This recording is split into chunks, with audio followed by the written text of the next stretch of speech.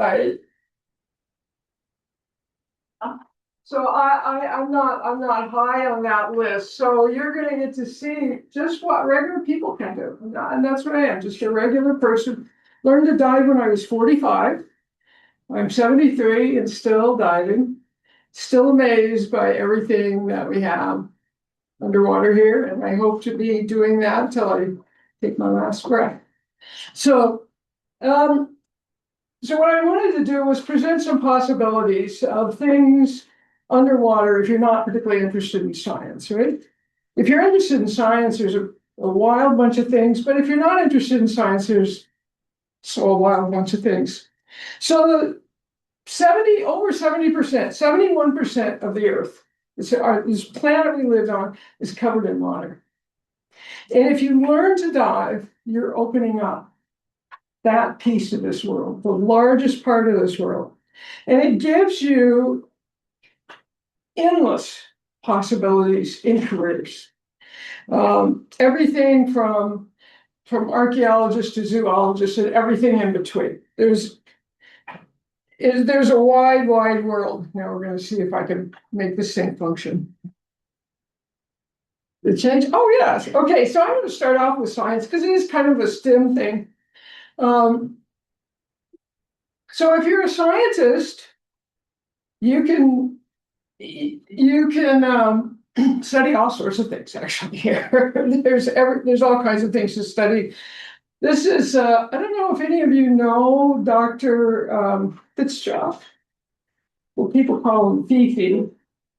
This is Fifi on my boat, setting up his lab for experiments.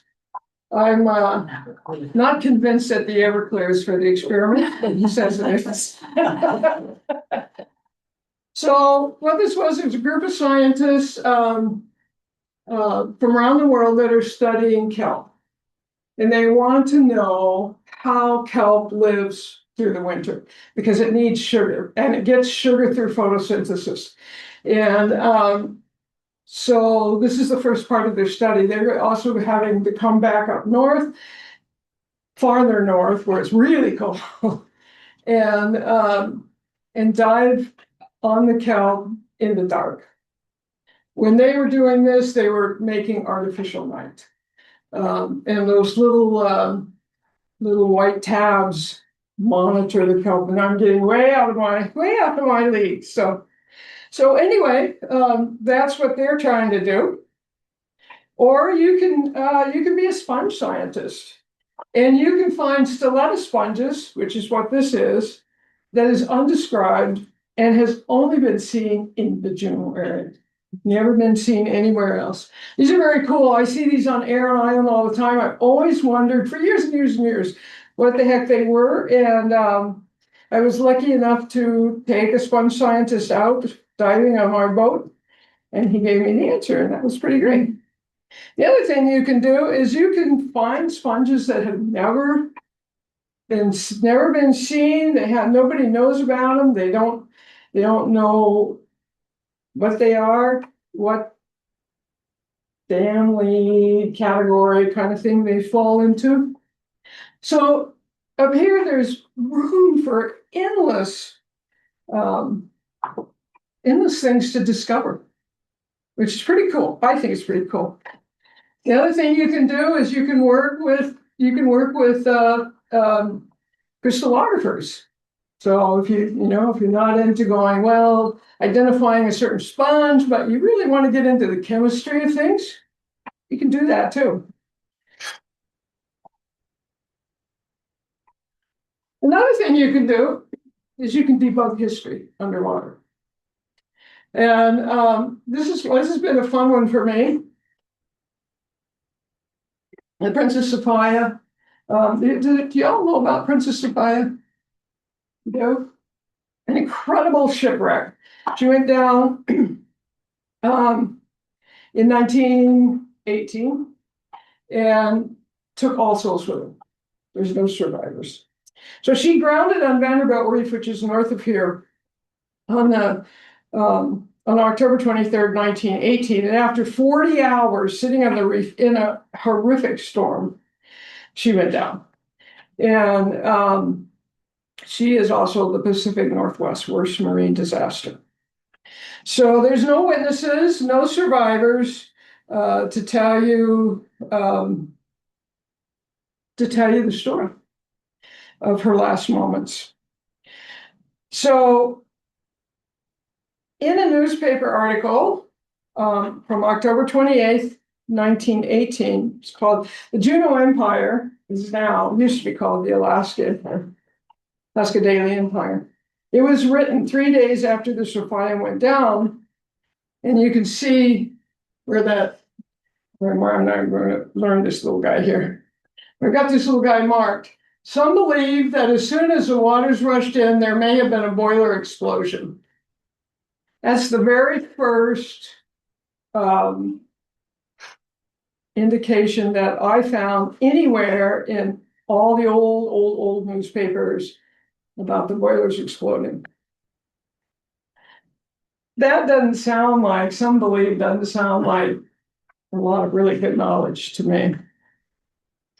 And then in December 31st, 1918, the Victoria newspaper, a diver reported that the ship's still whole. So one thing that I don't know anything about, I'm trying to pursue this thing. Oh, It's the hardest. One thing I don't know anything about is boilers, right? What I do know is that I dove on the wreck and I've seen the boilers. There's 3 of them. They're huge. They're 12 feet by 12 feet. They're SMSE, which stands for single, I just lost it. Single-ended boilers, and they're whole. So I wanted to know what happens when a boiler explodes, right? Maybe it did, because I've had museums, I took video of them, and I had museums say, well, they're sitting out there whole, but the hole is on the bottom, right, where they're sitting on the ground. So I went to the National Board of Boilermakers, and I asked them about it. And I can't get my notes to get the total detail of this, but basically what they said is if you have a household boiler, so in your house, if you have a boiler, it has a small tank. And if that tank heats up to the point that it explodes, which isn't that hot, it will send your car, pickup truck, 3 stories in the air at 58 miles an hour. Now that's a really big explosion for something that's really small.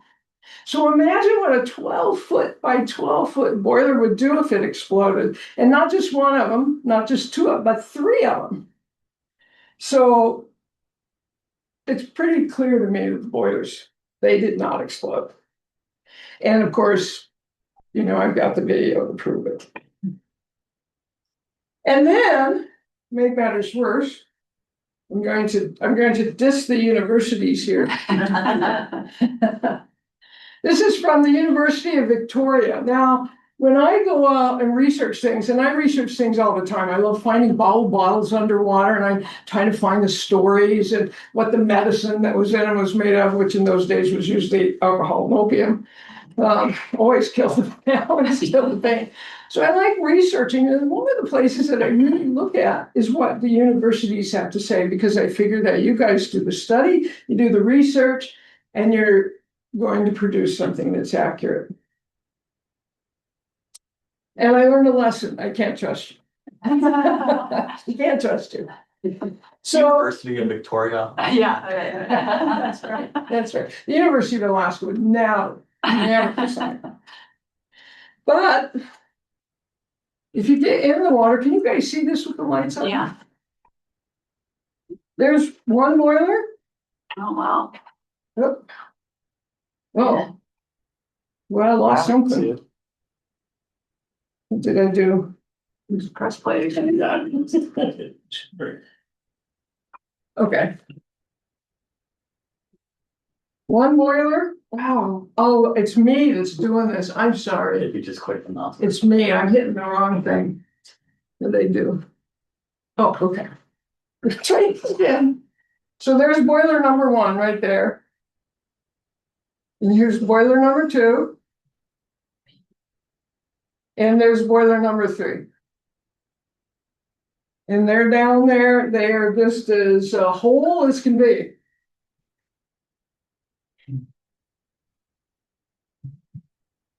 Not getting the sound, but that's okay.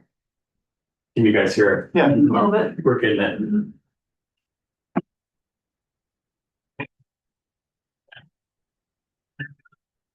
This shipwreck is an amazing dive. Yeah, you can see part of the side of the ship there. Now, the one hope that I had in all of this is that Wikipedia at least had it right. Nobody else did, but Wikipedia did. So that was pretty cool.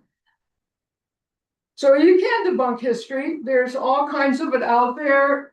It's amazing everywhere I go, diving, whether it's old canneries or what, I find things that tells me the story of what was going on there. I find things that, you can tell what kind of medicine people had, what China was on what ships, and there's all kinds of stories. You might even find China from ships that you didn't even know came there. So another thing that you can do is you can get into search and recovery. You can do crime scene investigations, underwater insurance investigations. I've done some of those.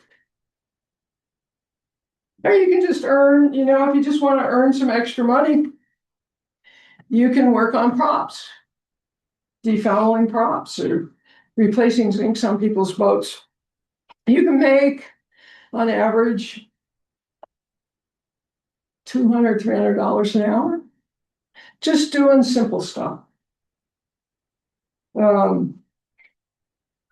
This was a fun one. This was an insurance investigation. So there's an interesting story on this truck.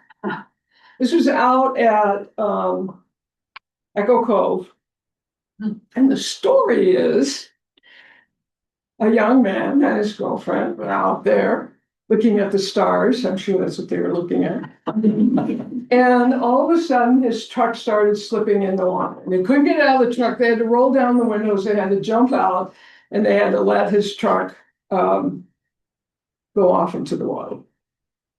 So that was the story. When I went down there, first of all, it wasn't at the end of the ramp, so I have no idea how it got to where it went. It took me quite a bit of time to find it because it wasn't at the end of the ramp. I had to go looking around for it. And then I had the hoo-hoo scared out of me when I came up on it because nobody told me there was a dead body in it. Oh my gosh. Now, I spent 10 years on the dive rescue team here, and usually we know, right? We're told to expect that. I wasn't told that. So it made me jump. And then as I swam around, what I found was, well, this really wasn't a person.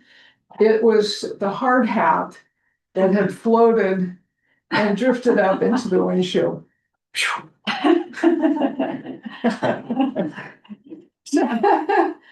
So I tied a marker buoy to it so I could find it again, and took video of it. Videoed every inch of this thing, so the insurance investigators could do whatever magic they do. And everything I did with a GoPro, right? I didn't have anything fancy, just a GoPro. And then it took several dives, but we managed to get the thing hooked up underwater, and the tow trucks were having to bring it up in, but it was returned to the investigator. Another thing you can do Now, you may not know that you're going to do this, but you can bring someone home. You can give their family peace, and sometimes that may be years and years after the discovery. So this skull was found on March 13th in 2004. And it was the third skull that it found underwater diving down at the downtown docks. And of course, turned it over to the police. And 1985, the technology had changed. And they could use DNA testing now that they didn't have in 2004. And they found out who it was, the young man. And brought a family that was probably resigned to the fact that he was gone, but gave them peace in knowing for sure, right? So you never know when when you're underwater, you just never know what something really small is going to do. It's pretty amazing. And sometimes you can do a random dive. And I have dove these docks. I had probably 200 dives in these docks, right along those pilings, and I never saw this big object down there. I had no idea what it was. I mean, I knew what it was when I saw it, but it had never been there. So I got a group of people together, and we went out there with lift bags, and we brought it ashore. And the divers are getting out of the water. You can see it right there. Weighed about 50 pounds. And of course, you have to chat, right? You have to chat with the little kids that come by, because they're always very curious.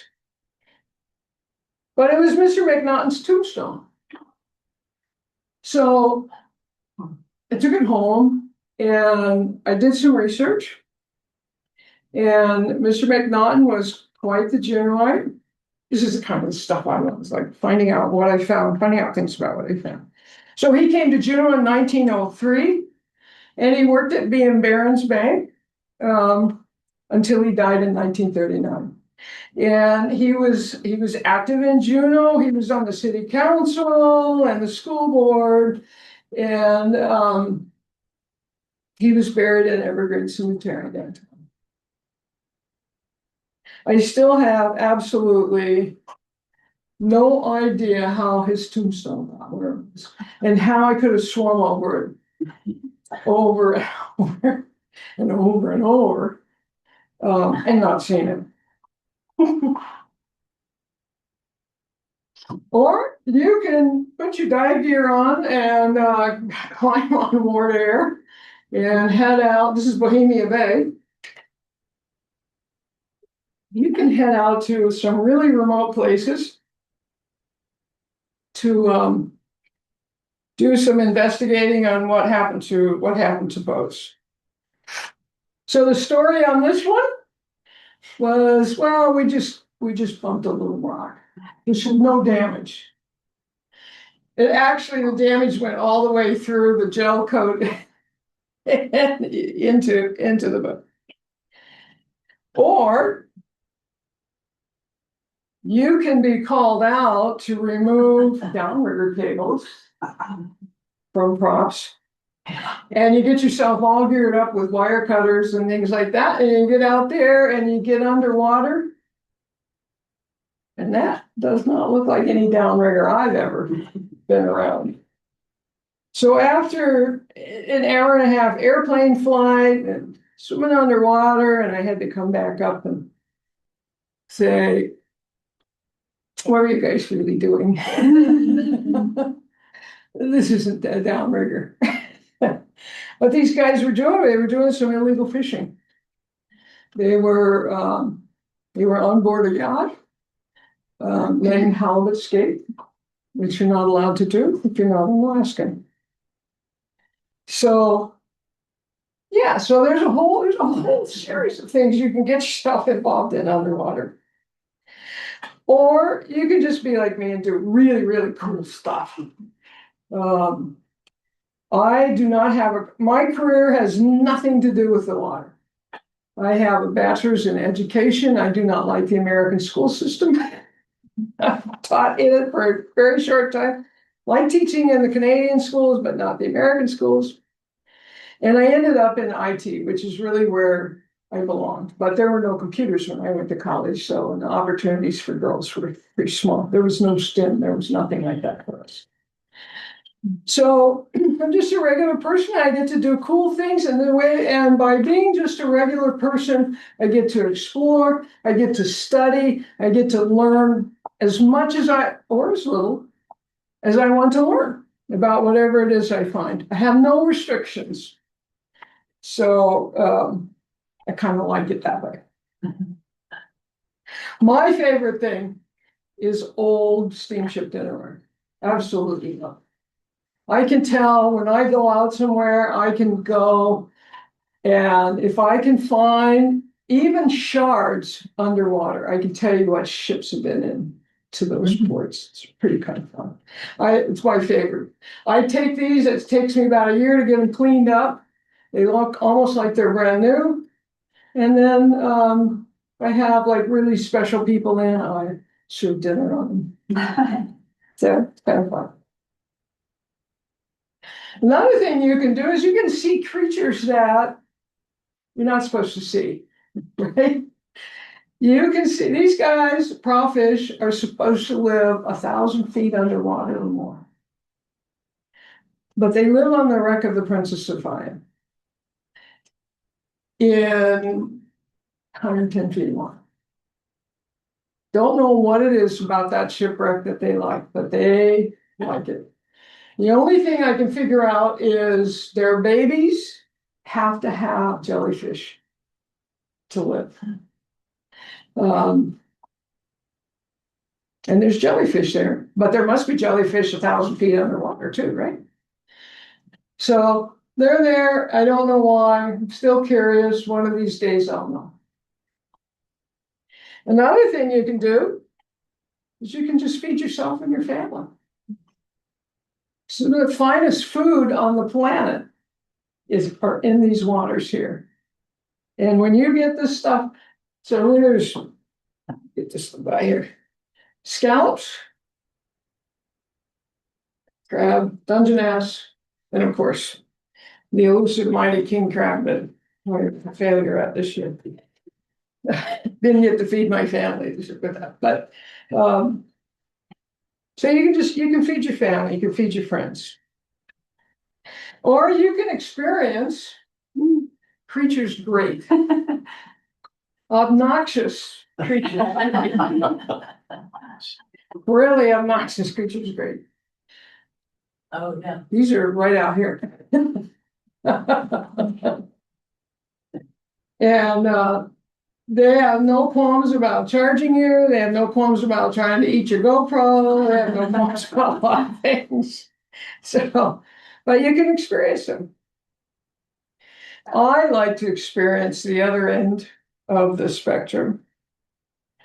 I like the creatures small, very, very small. So these are white hydroids. And when you see them underwater, like these are on Air Island, I shot these on Air Island.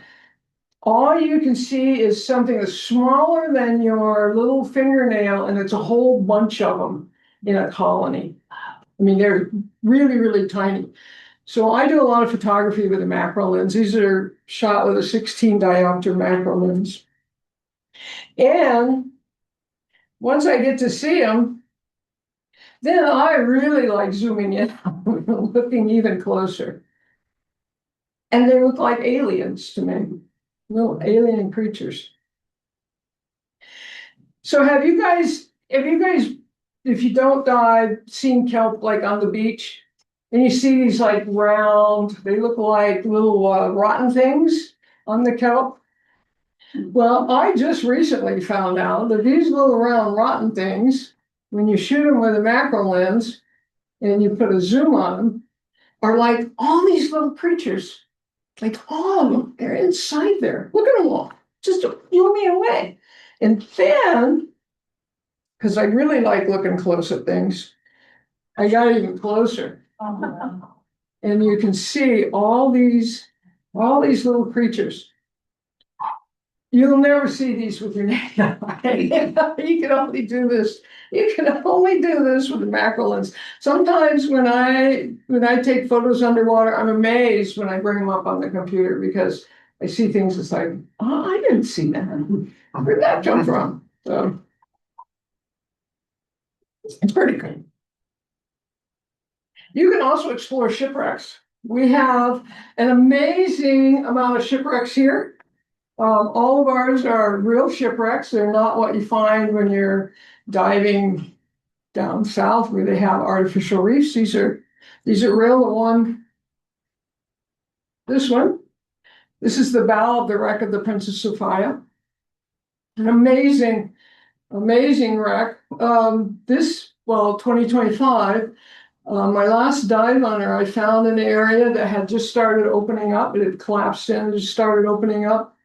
And so I went over there and kind of squeezed a little bit in there, and it was a big room filled with horse leathers. And you could still see the stitching on the horse leathers.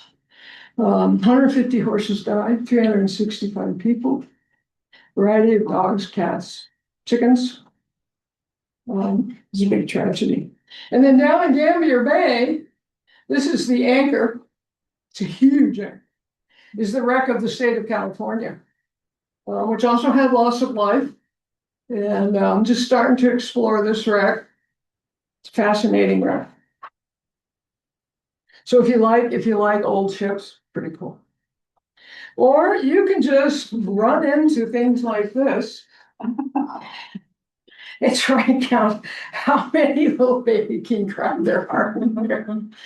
Yeah, I have no idea how many there were. It was big. Another thing you can focus on, this is one of my favorites, is Sex in the Sea. And the sea is so varied in what goes on down there that in your wildest dreams, if you can dream it, they're doing it. So, for example, take nudibranchs, slugs in the water, right? I love them. They're much prettier than its banana slugs. These are really cool. Well, huge variety of them.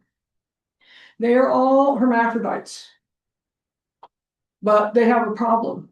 They cannot inseminate themselves. So they have to find a mate, right? Which isn't easy to do when you don't have eyes, right? So you got to find a mate. Once you find a mate, you have to figure something out. Who's going to be the boy and who's going to be the girl? And nudibranchs do these in a variety of ways. We have big turquoise out at Sunshine Cove, and they kind of nicely pair up, and they're not, and I have no idea how they figure it out. Some of them will get into young boys. You might want to close your ears because it might make your toes curl. We'll get into penis battles. And he whose penis is broken in that battle gets to be the girl. Now, it'll grow back, but it's how you get to be a girl. My favorite nudibranch is a rufous, Dendronotus rufus, which is what these are. I don't know if you can see them over here. There's a whole bunch of them, and they come in a variety of colors. Most of them are white and some form of red, but there's white and yellow, there's white and orange and white and purple, and some in here, you'll see like up here, over here, are all red. So rufus, they get together in these giant orgies. I mean, giant orgies. And this is first, these are not nudibranch eggs, these are stubby squid eggs, but these are nudibranchs. And there are hundreds of them all piled in there.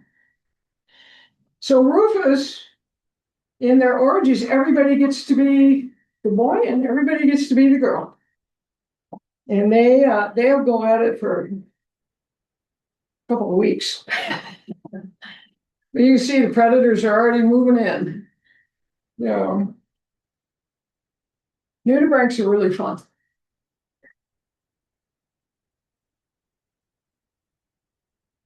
And there's a lot of them. This was shot out at Aquac. What time of year is that?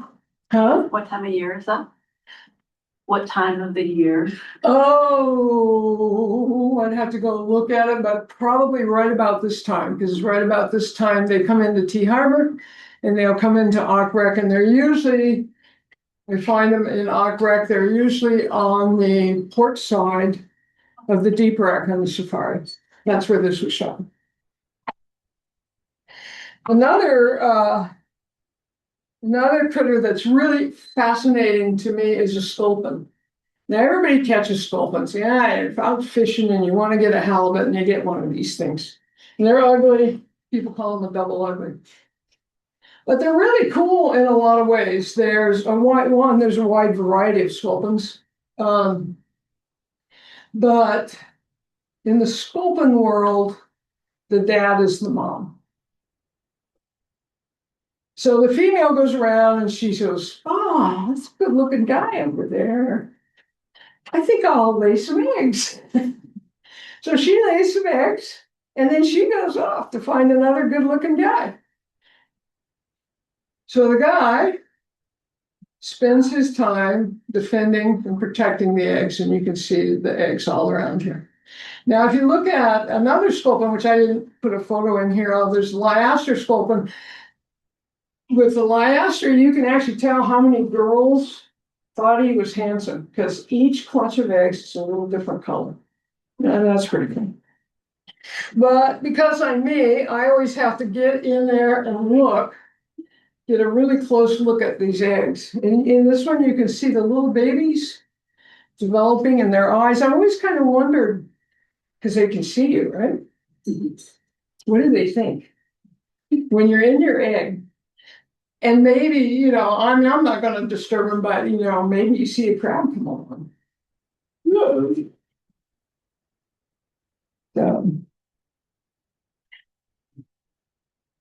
And another one that is a really fascinating life is our giant Pacific octopus. They mate once, like our salmon, and die. Right? They kind of die at different stages. So once they mate, the male, he goes into, it's called senescence. It's a state where he won't eat, he won't go to his den, he just wanders around until either a predator gets him or he starves to death. The female dens up. She doesn't eat. She lays her eggs. And it takes, how many months it is? I think it's like around, some of them have been around 12 months. We've seen them in their dens. Some of them have been 9 months. But For this species, yes, and then for the deepers, ones that are deeper, it can be years. yeah. So anyway, her whole focus is taking care of these eggs. She defends them. This is a defensive picture here. She squirts water through them, keeps them clean. She handles every single egg, and she lays a lot of them. And she does that for months on end with no food. And then when her job is done, her last act is using her siphon to blow her babies out of the den into the water, and then she dies. And she goes on to feed other life in the ocean. Her purpose is fulfilled. Now, on this one, you can go right straight into high school humor if you want to. Anemones are pretty cool. Anemones' mouths are a multi-purpose thing, right? So they eat, right? Through their mouth. They mate through their mouth. They broadcast spawn, so it's not like they... and they go poop through their mouth. So everything is done through the mouth. This one is having a poop. And if you're like me, you cannot help but trying to get in there and get a really close look at what he's pooping. And I'm not sure where the video is going. Hold on, let me see if I can, oh, there's no cursor on this thing. What did you do? Get this thing going. There it goes. Now, what was really interesting in this when I was looking at it is right up here. These look like little tentacles, so I'm not sure if she, it, I don't know the difference. Ate a little baby octopus or what, but it's kind of cool. Gross. Cool. And then this one gives me the creeps. It still gives me the creeps. It's given me the creeps for a long time. Will probably continue to give me creeps. So this sculpin has a leech stuck on his eye. Ugh. And let's see if I can pronounce this right. You can laugh at me, okay? I'm not a scientist, right? This leech is called a notostimbobella. Notostimbobella cyclostoma. Did I get it? Yeah. Leech works for me.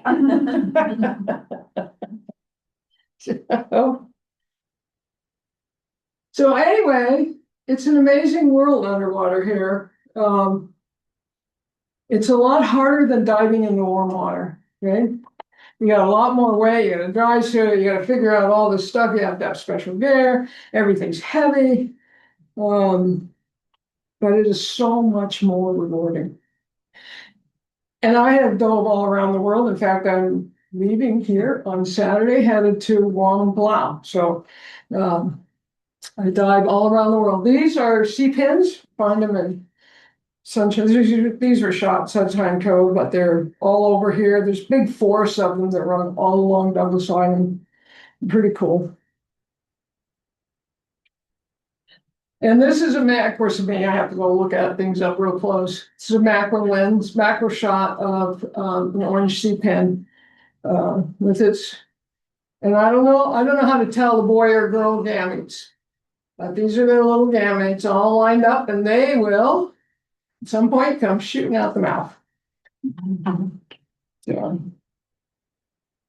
So no matter how you look at it, it really is amazing diving. I call it down under the inside passage. So for each of you, each and every one of you, the possibilities underwater are endless. Just anything you want to do, just anything you want to learn, or be like me and just not learn anything. Just go and enjoy it. You never know. You never know when you're underwater what you're going to run into. You never know what photograph you take or thing that you see, what impact it'll have 30 years down the road, right? You may give a family peace. You may give photos of squid eggs that scientists are studying. You can change the course of science simply because you were there, not because you know anything special, but just because you were there. So, in my view, you just need to get out there. Just need to get out there, and you need to dive it. You need to get in the water and dive it. These are stubby squid eggs with the flavolina nudibranch.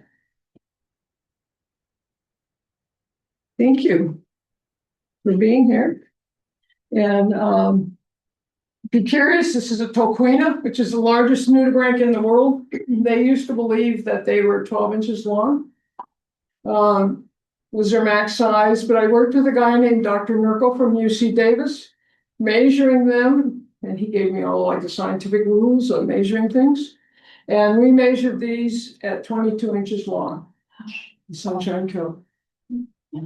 So you just never know. Wow. So I'm open to questions, any questions that you have. I don't care if they're personal or with this or something else. feel free to ask it, and I'll do my best to answer.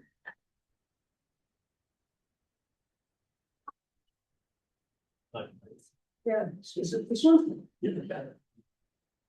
Well, near the pointy people. Too much. No, it's fine. Oh. Any questions? You know it all. Were the majority of these photos taken in instant, the entirety or like? In the Juneau area, so from Echo Cove. Down to Grand Island, What's your favorite site in Juneau? huh? What's your favorite site in Juneau? Oh, the Princess Sophia. Princess Circle. She's a mass grave, right?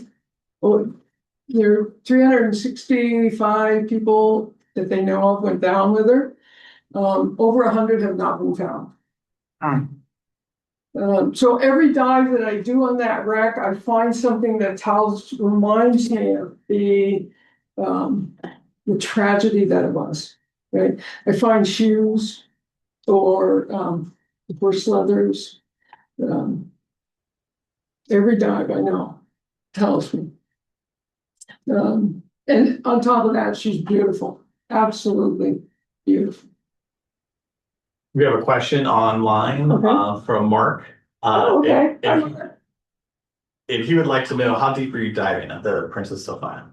Oh, the Sophia is actually, she's not that deep. So her bow sits in, depending on the tide, right? And we can swim 20 feet water between tides. So you always have to figure that in. But the bow sits around 60 feet. And the stern's about 135 feet.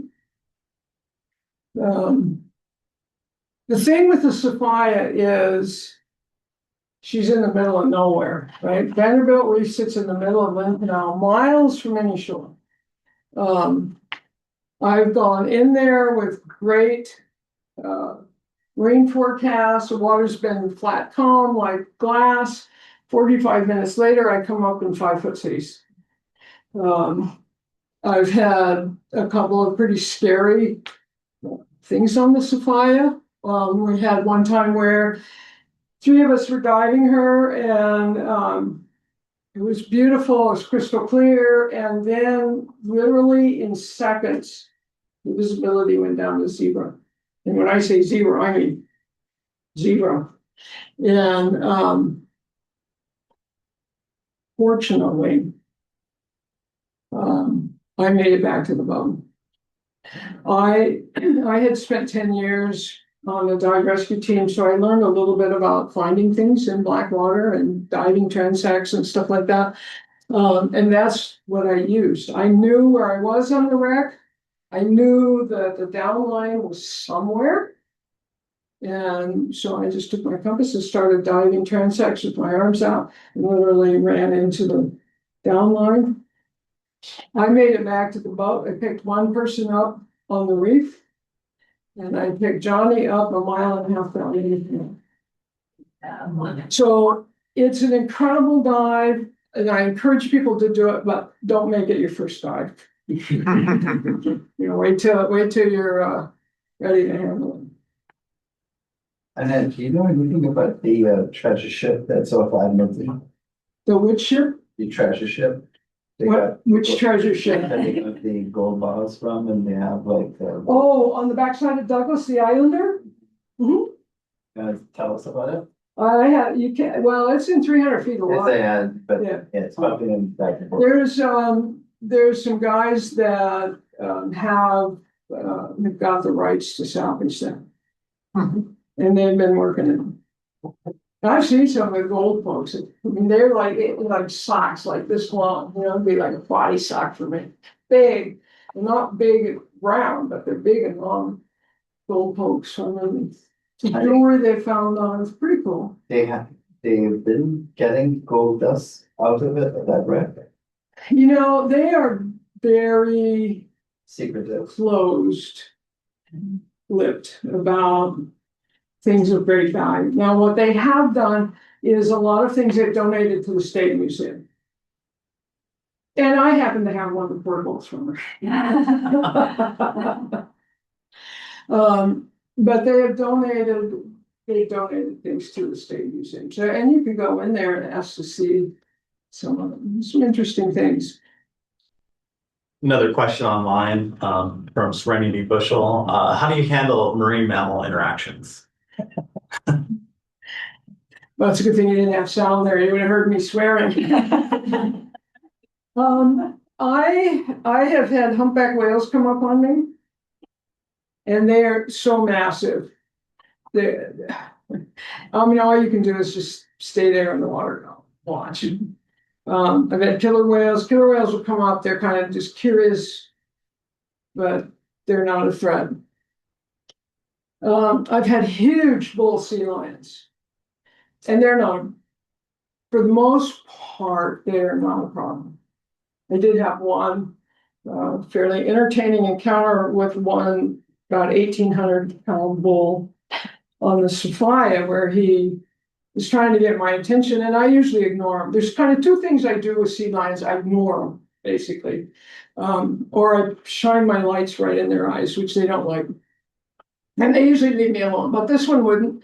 And he would bite my fin and be pulling at me, and I was trying to do macro photography on the Plumas anemones broadcast fauna, right? And you can't even move like a quarter of an inch once you get something in focus there. So I just was ignoring him, and finally he had had enough of that, and he decided I wasn't going to ignore him anymore, and so he body slammed me. And he hit my tag, and it rolled me over. Camera gear everywhere. It was like, and so I got myself upright, and I looked up this way because I didn't know where I was, and I didn't know where he was. And I looked up this way, and he was right there. And his little ears out. He was looking at me like this. And then he swam off a little bit and went down the wreck, and he stopped and he turned around and he looked at me. And I thought, well, this is weird, I always have a GoPro, whether I'm using it or not. I wasn't using it on this one, but I always have a GoPro stuck in my PC. So I pulled it out and turned it on. And he went down the wreck, and he went into the wreck, and his little big butt was hanging out. And then a little bit later, he backed up and he looked at me. And he went down the wreck and he looked at me, and so I followed him down the wreck with my GoPro on. And he went into it 3 times.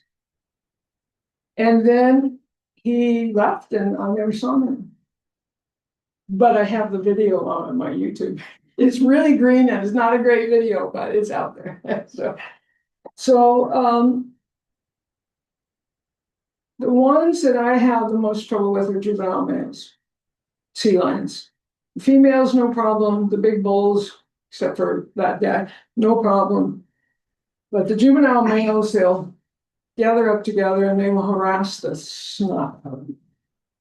And I try to have really bright lights because they do not like lights in their eyes. And I try to stay low. The one thing you don't do is you never get upright. Because upright is an aggressive position in the sea lion world. So you want to stay as horizontal as you can. I stay low, try to ignore them. If I can't ignore them, I use my lights on them. Yeah. How would you recommend connecting with other divers, and what resources have you used to network and meet? With other divers and sea lions? No, how would you recommend meeting other divers? Well, in the Juneau community, how can you connect with other divers here? Oh. Well, you've got a whole group right here of potentials, right?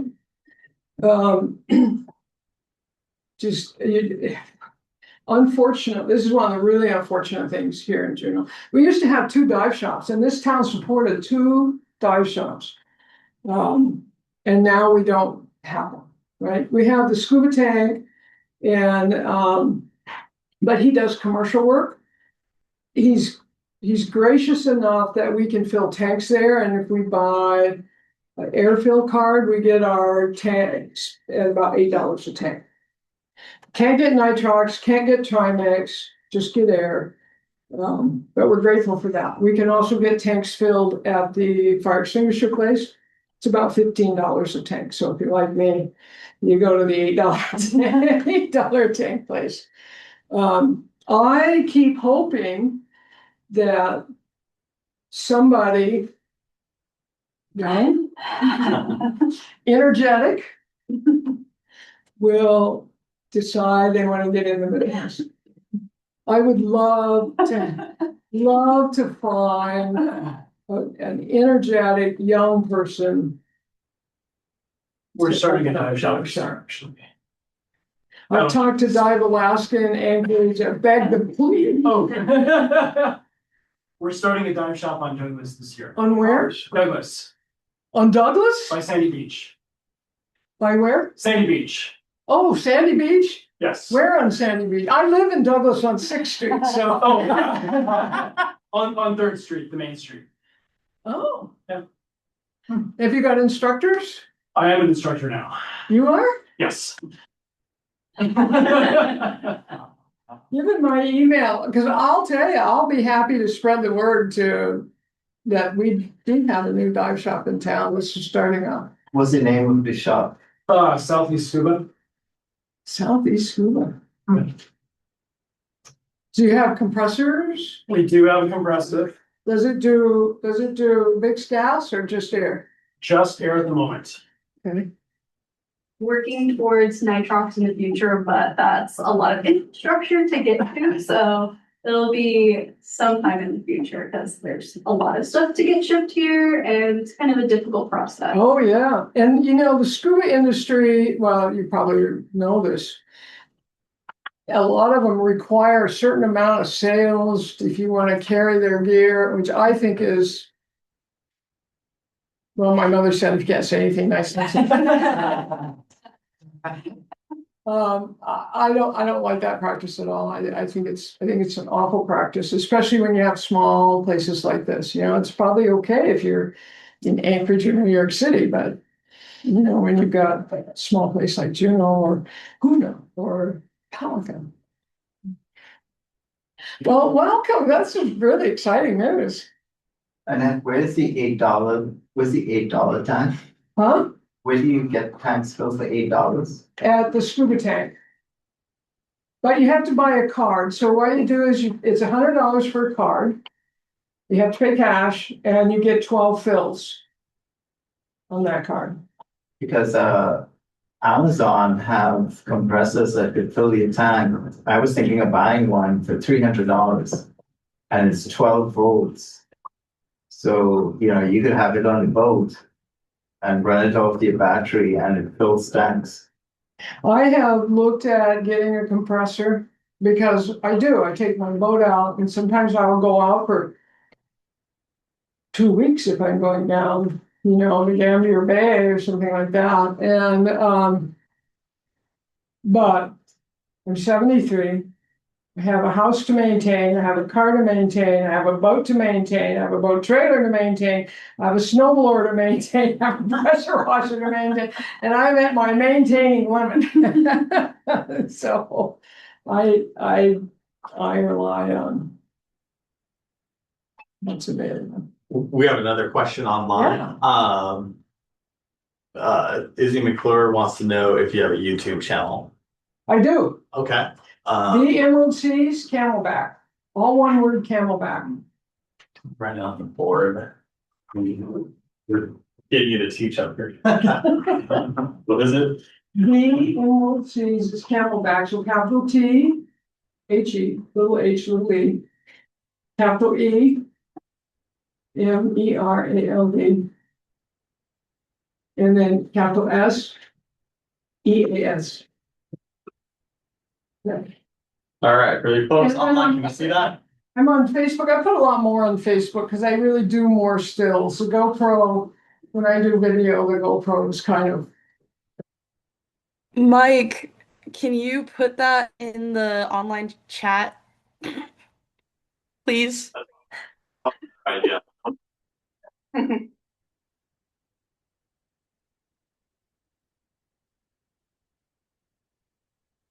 I have a question. What are you looking forward to seeing next? You've done all these dives. It's close to 2,000 or over 2,000, nearly. Oh, close to What- 3, yeah. What's your next thing that you're looking forward to seeing? Well, I'm headed to Guam and Palau on Saturday. So I dive all over the world. I love to get out of town about this time of year because I've had it up to here with winter, and I was born and raised in Alaska, but I still had it up to here. And I like to go someplace warm, but truly, in my opinion, the best diving in the world is here. When I go to the tropics, and I'll give you an example, the Jardins de la Reina, right, in Cuba. The most pristine diving you will ever see. Incredible. You go to a reef and there's these big sponges and great corals and lots of fish, and everything is beautiful, nothing is broken. And you go to another reef and you have all these sponges and corals and fish, and that's pristine and nothing's broken. But they're the same as what was on this reef. And you go to another reef, and you have corals and sponges and fish, but they're the same as on the last 2 reefs. And while tropical diving is wonderful and it's easy, I can do 2 dives right in a row without even taking a safety stop and not see the same thing. And that's what's so incredible here. Because you never know what you're going to see. And that to me makes it exciting. Well, that seems like a great stopping point for right now. Let's go ahead and thank our guests for coming here. Thank you. Glad you were here. And on that, building a community for all those of us that really love the underwater world is so important. It's so valuable just in our backyard. All of these things that Annette has showed us exist and a lot more. With blackwater diving, if you guys have heard of it, species are being discovered in places that are dived all the time. So like Florida, Hawaii, they're cataloging new species like crazy. So you can only imagine what's still out here in our waters. And we're still trying to catch up to Annette and all of her photos of things that aren't in the books yet. Yeah. So the guy at the front, Dr. Fitzstraw, he's been all around the world diving, and he, I don't know what it is that you call it when you mentor or have graduate students. You're working with them with their but he was telling me every place they go, he takes these little vials. Let me see if I can get back to him and I'll show you those little vials. He takes these little vials and he goes down and he takes samples. And he told me that every single one of these that he does, they find, see these little vials, these little guys right here? You see them all along here? He fills them with just dirt from the bottom. And he said every one of them that they look at, they find a new something that nobody knows about. So it's amazing. I mean, It's amazing. Not bad. Absolutely amazing. Thank you for pressing upon like just how special Juneau is. Yeah. People don't understand that, so we really appreciate that. And on that, another fun thing about Alaska in general, leading to the next speakers that are going to come is with our underwater canyons. Biggest to make Monterey Bay look tiny. I wish I was going to be. We'll have a Zoom, so we can maybe work it out. But they're going to come. They're going to have, and they have a month-long exhibit at the Jack. And so it's going to be a fusion of submersible, Alvin, and ROV footage, as well as artwork that's been inspired. It's called The Unseen Ocean. So that's going to be, you guys will get a sneak preview here, but it'll be at the Jack all month. Well, so with that, we just started the celebration for the underwater world. I think we're going to head over to the Red Spruce if people would like to continue just having a social time and chatting more with Annette. We'll take you as long as we got you. And thank you all for coming. Thank you.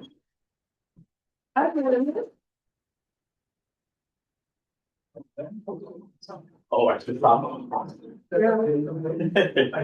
yeah. Gone. Let's see what they said. I think that's what he said. Yeah.